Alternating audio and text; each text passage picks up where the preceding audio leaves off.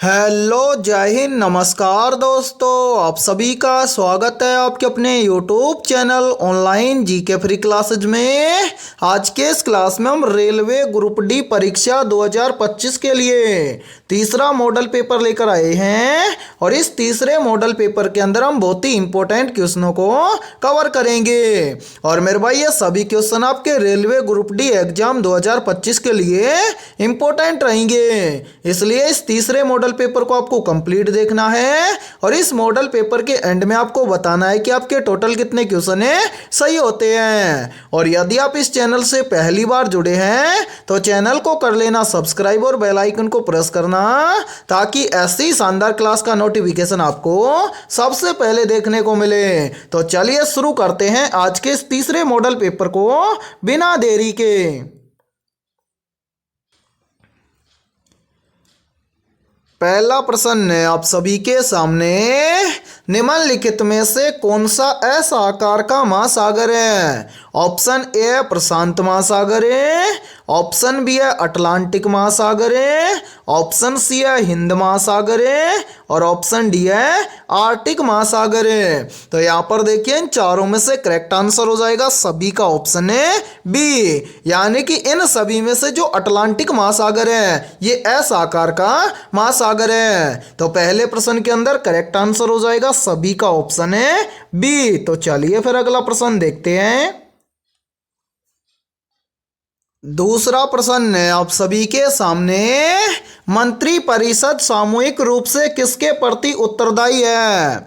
Option A राष्ट्रपति के प्रति, ऑप्शन बी है प्रधानमंत्री के प्रति, ऑप्शन सी है लोकसभा के प्रति और ऑप्शन डी है राज्यसभा के प्रति। तो यहाँ पर देखिए, इन चारों में से करेक्ट आंसर हो जाएगा सभी का ऑप्शन है सी, यानी कि मंत्री परिषद सामूहिक रूप से लोकसभा के प्रति उत्तरदायी है। तो दूसरे प्रश्न के अंदर करेक्ट आंसर हो जाएगा सभी का ऑप्शन है सी। और मेरे भाई, यहाँ पर देखिए, एक प्रश्न का आंसर सभी को कमेंट सेक्शन के अंदर कमेंट करके बताना है कि लोकसभा के सदस्यों का कार्यकाल कितने वर्षों का होता है। और दूसरे प्रश्न के अंदर करेक्ट आंसर हो जाएगा सभी का ऑप्शन है सी। तो चलिए फिर अगला प्रश्न देखते हैं।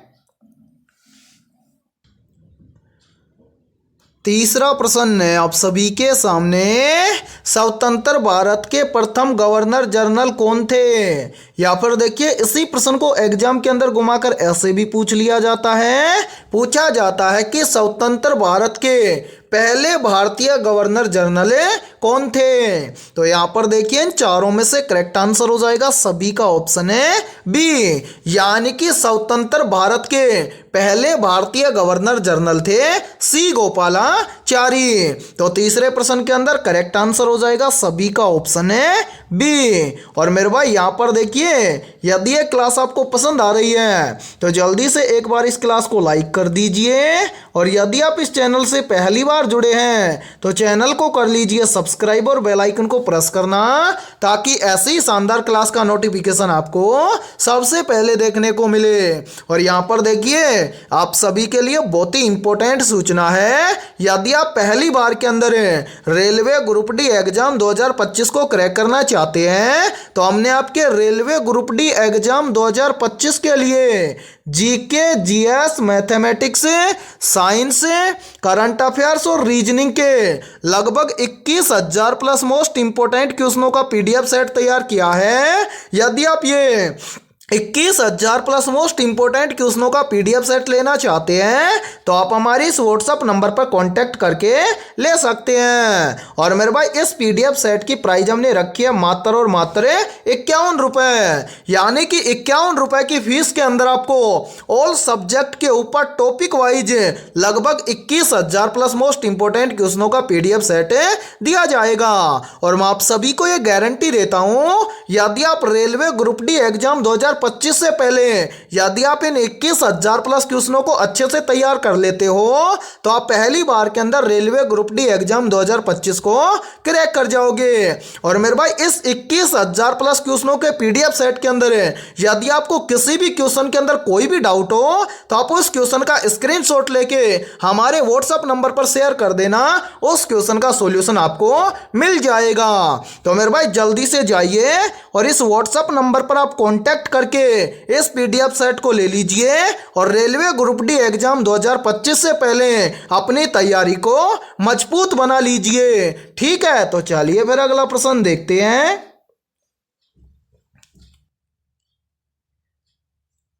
चौथा प्रश्न है आप सभी के सामने, निम्न में से द्रव्यमान का एसआई मात्रक क्या है? ऑप्शन ए है ग्राम, ऑप्शन बी है किलोग्राम, ऑप्शन सी है टन और ऑप्शन डी है न्यूटन। तो यहाँ पर देखिए इन चारों में से करेक्ट आंसर हो जाएगा सभी का ऑप्शन है बी, यानी कि द्रव्यमान का एसआई मात्रक है किलोग्राम। तो चौथे प्रश्न के अंदर करेक्ट आंसर हो जाएगा सभी का ऑप्शन है बी। तो चलिए फिर अगला प्रश्न देखते हैं। पांचवा प्रश्न है आप सभी के सामने, कौन सा तत्व स्टील को जंग लगने से बचाने के लिए जोड़ा जाता है? ऑप्शन ए है तांबा, ऑप्शन बी है क्रोमियम, ऑप्शन सी है कार्बन और ऑप्शन डी है सोडियम। तो जल्दी से बताइए इन चारों में से करेक्ट आंसर है क्या होगा?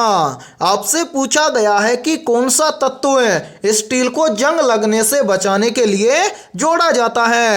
मेरे भाई बहुत ही इंपॉर्टेंट प्रश्न है ये, तो जल्दी से एक काम कीजिए, इन चारों में से करेक्ट आंसर क्या होगा सभी को कमेंट सेक्शन के अंदर कमेंट करके बताना है और इस प्रश्न को अपनी नोटबुक के अंदर नोट करना है। बहुत ही इंपॉर्टेंट क्वेश्चन है और बार बार एग्जाम के अंदर रिपीट होता है। तो यहां पर देखिए इन चारों में से करेक्ट आंसर हो जाएगा सभी का ऑप्शन है बी, यानी कि जो क्रोमियम तत्व है इस क्रोमियम तत्व को स्टील के साथ में जोड़ा जाता है ताकि स्टील को जंग न लगे, इसलिए पांचवें प्रश्न के अंदर करेक्ट आंसर हो जाएगा सभी का ऑप्शन है बी। तो चलिए फिर अगला प्रश्न देखते हैं।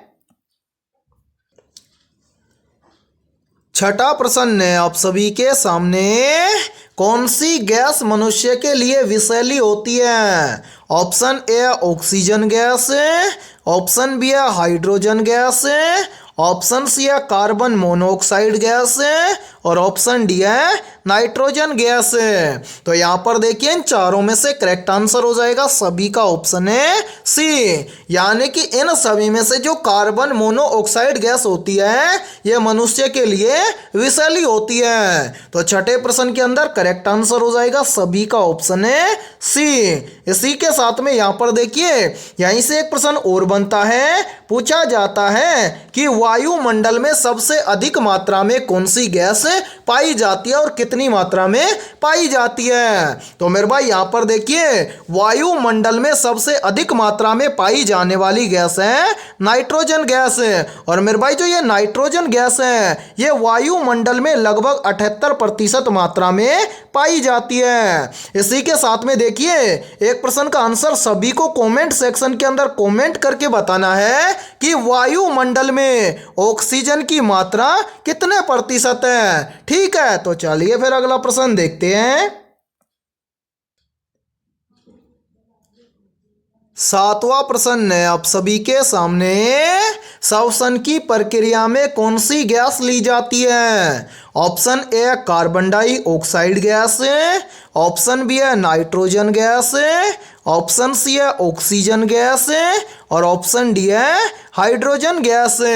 तो जल्दी से बताइए इन चारों में से करेक्ट आंसर क्या होगा? मेरे भाई बहुत ही आसान प्रश्न है, आपसे पूछा गया है कि श्वसन की प्रक्रिया में कौन सी गैस ली जाती है। तो यहां पर देखिए इन चारों में से करेक्ट आंसर हो जाएगा सभी का ऑप्शन है सी, यानी कि श्वसन की प्रक्रिया में ऑक्सीजन गैस ली जाती है। तो सातवें प्रश्न के अंदर करेक्ट आंसर हो जाएगा सभी का ऑप्शन है सी। तो चलिए फिर अगला प्रश्न देखते हैं। आठवां प्रश्न है आप सभी के सामने, रक्त में ऑक्सीजन ले जाने वाला प्रोटीन कौन सा है? मोस्ट इंपोर्टेंट प्रश्न है ये, तो जल्दी से बताइए इन चारों में से करेक्ट आंसर है क्या होगा। आपसे पूछा गया है कि रक्त में ऑक्सीजन ले जाने वाला प्रोटीन कौन सा है, तो यहां पर देखिए इन चारों में से करेक्ट आंसर हो जाएगा सभी का ऑप्शन है सी, यानी कि रक्त में ऑक्सीजन ले जाने वाला प्रोटीन है हीमोग्लोबिन। तो 8वें प्रश्न के अंदर करेक्ट आंसर हो जाएगा सभी का ऑप्शन है सी। और मेरे भाई देखिए इस क्लास के अंदर बहुत ही इंपॉर्टेंट क्वेश्चन होने वाले हैं, इसलिए इस क्लास को आपको कंप्लीट देखना है। और यदि आपको किसी भी क्वेश्चन के अंदर कोई भी डाउट हो तो उस क्वेश्चन के बारे में आप कमेंट सेक्शन के अंदर पूछ सकते हैं। और आपके जितने भी दोस्त रेलवे ग्रुप डी एग्जाम 2025 की तैयारी कर रहे हैं तो उनके पास भी इस क्लास को ज्यादा से ज्यादा शेयर करें, ठीक है। तो चलिए फिर अगला प्रश्न देखते हैं। 9वां प्रश्न है आप सभी के सामने, किस भारतीय खिलाड़ी को फ्लाइंग सिख कहा जाता है? ऑप्शन ए कपिल देव को, ऑप्शन बी है मिल्खा सिंह को, ऑप्शन सी है पीटी उषा को, और ऑप्शन डी है सुनील कुमार को। तो यहां पर देखिए इन चारों में से करेक्ट आंसर हो जाएगा सभी का ऑप्शन है बी, यानी कि मिल्खा सिंह भारतीय खिलाड़ी है, इसको फ्लाइंग सिख कहा जाता है। तो 9वें प्रश्न के अंदर करेक्ट आंसर हो जाएगा सभी का ऑप्शन है बी। और मेरे भाई देखिए इस प्रश्न को एग्जाम के अंदर घुमाकर ऐसे भी पूछ लिया जाता है कि फ्लाइंग सिख के नाम से किसे जाना जाता है? तो मेरे भाई फ्लाइंग सिख के नाम से जाना जाता है मिल्खा सिंह को, ठीक है। तो चलिए फिर अगला प्रश्न देखते हैं। 10वां प्रश्न है आप सभी के सामने, भारत में सांपों की भूमि किस राज्य को कहा जाता है? ऑप्शन ए तमिलनाडु राज्य को, ऑप्शन बी है केरल राज्य को, ऑप्शन सी है असम राज्य को, और ऑप्शन डी है पश्चिम बंगाल राज्य को। तो यहां पर देखिए इन चारों में से करेक्ट आंसर हो जाएगा सभी का ऑप्शन है बी, यानी कि भारत में सांपों की भूमि कहा जाता है केरल राज्य को। तो 10वें प्रश्न के अंदर करेक्ट आंसर हो जाएगा सभी का ऑप्शन है बी। और मेरे भाई बहुत ही इंपॉर्टेंट प्रश्न है, चाहे तो आप इस प्रश्न का स्क्रीनशॉट भी ले सकते हैं। तो चलिए फिर अगला प्रश्न देखते हैं। 11वां प्रश्न है आप सभी के सामने, भारत में सबसे अधिक वन क्षेत्र किस राज्य में है? या फिर देखिए इसी प्रश्न को एग्जाम के अंदर ऐसे भी पूछ लिया जाता है, पूछा जाता है कि भारत में सबसे अधिक वन किस राज्य में पाए जाते हैं? तो यहां पर देखिए इन चारों में से करेक्ट आंसर हो जाएगा सभी का ऑप्शन है बी, यानी कि भारत में सबसे अधिक वन पाए जाते हैं मध्य प्रदेश राज्य में। या फिर हम यहां पर बोल सकते हैं कि भारत में सबसे अधिक वन क्षेत्र है मध्य प्रदेश राज्य में। तो 11वें प्रश्न के अंदर करेक्ट आंसर हो जाएगा सभी का ऑप्शन है बी। तो चलिए फिर अगला प्रश्न देखते हैं। 12वां प्रश्न है आप सभी के सामने, शरीर में रक्त संचार की खोज किसने की थी? ऑप्शन ए वैज्ञानिक लुईस पाश्चर ने, ऑप्शन बी है वैज्ञानिक विलियम हार्वे ने, ऑप्शन सी है वैज्ञानिक गैलीलियो ने, और ऑप्शन डी है वैज्ञानिक न्यूटन ने। तो यहां पर देखिए इन चारों में से करेक्ट आंसर हो जाएगा सभी का ऑप्शन है बी, यानी कि शरीर में रक्त संचार की खोज की थी वैज्ञानिक विलियम हार्वे ने। तो 12वें प्रश्न के अंदर करेक्ट आंसर हो जाएगा सभी का ऑप्शन है बी। तो चलिए फिर अगला प्रश्न देखते हैं। 13वां प्रश्न है आप सभी के सामने, किस तत्व को जीवन का तत्व कहा जाता है? ऑप्शन ए ऑक्सीजन को, ऑप्शन बी है हाइड्रोजन को, ऑप्शन सी है नाइट्रोजन को, और ऑप्शन डी है कार्बन को। तो यहां पर देखिए इन चारों में से करेक्ट आंसर हो जाएगा सभी का ऑप्शन है डी, यानी कि कार्बन तत्व को जीवन का तत्व कहा जाता है। तो 13वें प्रश्न के अंदर करेक्ट आंसर हो जाएगा सभी का ऑप्शन है डी। तो चलिए फिर अगला प्रश्न देखते हैं। 14वां प्रश्न है आप सभी के सामने, कंप्यूटर में प्रयुक्त प्रथम प्रोग्रामिंग भाषा कौन सी थी? Option A C++, option B है कोबोल, ऑप्शन सी है फोर्ट्रॉन और ऑप्शन डी है बेसिक। तो यहाँ पर देखिए इन चारों में से करेक्ट आंसर हो जाएगा सभी का ऑप्शन है सी, यानी कि कंप्यूटर में प्रयुक्त प्रथम प्रोग्रामी भाषा थी फोर्ट्रॉन। तो 14वें प्रश्न के अंदर करेक्ट आंसर हो जाएगा सभी का ऑप्शन है सी। तो चलिए फिर अगला प्रश्न देखते हैं। 15वां प्रश्न है आप सभी के सामने, भारत का सबसे लंबा रेलवे स्टेशन कौन सा है? या फिर देखिए इस प्रश्न को एग्जाम के अंदर ऐसे भी पूछ लिया जाता है, पूछा जाता है कि भारत का सबसे लंबा रेलवे प्लेटफॉर्म कौन सा है। और मेरे भाई बहुत ही इंपॉर्टेंट प्रश्न है ये, चाहे तो आप इस प्रश्न का स्क्रीनशॉट भी ले सकते हैं। तो जल्दी से बताइए इन चारों में से करेक्ट आंसर क्या होगा। आपसे पूछा गया है कि भारत का सबसे लंबा रेलवे स्टेशन या फिर भारत का सबसे लंबा रेलवे प्लेटफॉर्म कौन सा है। तो यहां पर देखिए इन चारों में से करेक्ट आंसर हो जाएगा सभी का ऑप्शन है बी, यानी कि भारत का सबसे लंबा रेलवे स्टेशन या फिर भारत का सबसे लंबा प्लेटफॉर्म हुबली रेलवे स्टेशन है। तो 15वें प्रश्न के अंदर करेक्ट आंसर हो जाएगा सभी का ऑप्शन है बी। तो चलिए फिर अगला प्रश्न देखते हैं। 16वां प्रश्न है आप सभी के सामने, कौन सा भारतीय राज्य मसालों की खेती के लिए प्रसिद्ध है? ऑप्शन ए तमिलनाडु राज्य, ऑप्शन बी है केरल राज्य, ऑप्शन सी है आंध्र प्रदेश राज्य और ऑप्शन डी है कर्नाटक राज्य। तो यहां पर देखिए इन चारों में से करेक्ट आंसर हो जाएगा सभी का ऑप्शन है बी, यानी कि केरल भारतीय राज्य है जो मसालों की खेती के लिए प्रसिद्ध है। तो 16वें प्रश्न के अंदर करेक्ट आंसर हो जाएगा सभी का ऑप्शन है बी। तो चलिए फिर अगला प्रश्न देखते हैं। 17वां प्रश्न है आप सभी के सामने, महात्मा गांधी द्वारा शुरू किया गया पहला आंदोलन या सत्याग्रह कौन सा था? ऑप्शन ए असहयोग आंदोलन, ऑप्शन बी है सविनय अवज्ञा आंदोलन, ऑप्शन सी है चंपारण सत्याग्रह और ऑप्शन डी है भारत छोड़ो आंदोलन। तो यहां पर देखिए इन चारों में से करेक्ट आंसर हो जाएगा सभी का ऑप्शन है सी, यानी कि महात्मा गांधी द्वारा शुरू किया गया पहला सत्याग्रह था चंपारण सत्याग्रह। तो 17वें प्रश्न के अंदर करेक्ट आंसर हो जाएगा सभी का ऑप्शन है सी। तो चलिए फिर अगला प्रश्न देखते हैं।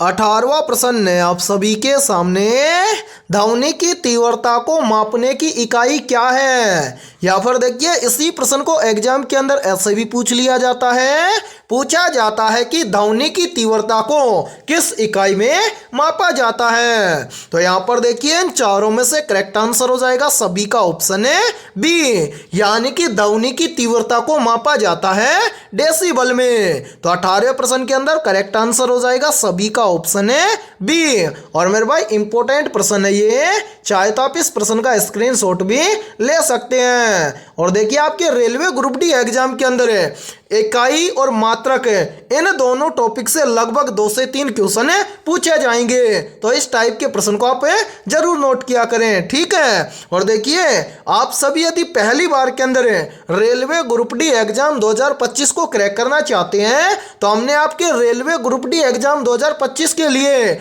ऑल सब्जेक्ट के ऊपर टॉपिक वाइज लगभग 21,000 प्लस मोस्ट इंपोर्टेंट क्वेश्चनों का PDF सेट तैयार किया है। यदि आप ये 21,000 प्लस क्वेश्चनों का PDF सेट लेना चाहते हैं तो आप हमारे इस व्हाट्सएप नंबर पर कांटेक्ट करके ले सकते हैं। व्हाट्सएप नंबर है 7374826893। ये हमारा व्हाट्सएप नंबर है। इस व्हाट्सएप नंबर पर आप कांटेक्ट करके इस PDF सेट को ले सकते हैं। और मेरे भाई इस 21,000 प्लस क्वेश्चनों के PDF सेट की प्राइस हमने रखी है मात्र और मात्र 51 रुपए, यानी कि 51 रुपए की फीस के अंदर आपको ऑल सब्जेक्ट के ऊपर टॉपिक वाइज लगभग 21,000 प्लस मोस्ट इंपोर्टेंट क्वेश्चनों का PDF सेट दिया जाएगा। और मैं आप सभी को यह गारंटी देता हूं, यदि आप railway group group D exam 2025 से पहले यदि आप इन 21,000 प्लस क्वेश्चनों को अच्छे से तैयार कर लेते हो तो आप पहली बार के अंदर रेलवे ग्रुप डी एग्जाम 2025 को क्रैक कर जाओगे। तो जल्दी से जाइए और इस व्हाट्सएप नंबर पर आप कांटेक्ट करके इस पीडीएफ सेट को ले लीजिए और एग्जाम से पहले अपनी तैयारी को मजबूत बना लीजिए। ठीक है, तो चलिए फिर अगला प्रश्न देखते हैं। 19वां प्रश्न है आप सभी के सामने। भारत में सबसे अधिक चावल उत्पादन किस राज्य में होता है? ऑप्शन ए है पंजाब राज्य में, ऑप्शन बी है उत्तर प्रदेश राज्य में, ऑप्शन सी है पश्चिम बंगाल राज्य में और ऑप्शन डी है आंध्र प्रदेश राज्य में। तो जल्दी से बताइए इन चारों में से करेक्ट आंसर क्या होगा। आपसे पूछा गया है कि भारत में सबसे अधिक चावल उत्पादन किस राज्य में होता है। तो यहाँ पर देखिए इन चारों में से करेक्ट आंसर हो जाएगा सभी का ऑप्शन है सी, यानी कि भारत में सबसे अधिक चावल उत्पादन होता है पश्चिम बंगाल राज्य में। तो 19वें प्रश्न के अंदर करेक्ट आंसर हो जाएगा सभी का ऑप्शन है सी। तो चलिए फिर अगला प्रश्न देखते हैं। 20वां प्रश्न है आप सभी के सामने। लोकसभा में अधिकतम सदस्यों की संख्या कितनी हो सकती है? ऑप्शन ए है 500, ऑप्शन बी है 520, ऑप्शन सी है 545 और ऑप्शन डी है 552। तो यहाँ पर देखिए इन चारों में से करेक्ट आंसर हो जाएगा सभी का ऑप्शन है डी, यानी कि लोकसभा में अधिकतम सदस्यों की संख्या हो सकती है 552। तो 20वें प्रश्न के अंदर करेक्ट आंसर हो जाएगा सभी का ऑप्शन है डी। और मेरे भाई यहाँ पर देखिए एक प्रश्न और बनता है यहीं से और काफी बार एग्जाम के अंदर पूछा भी जाता है।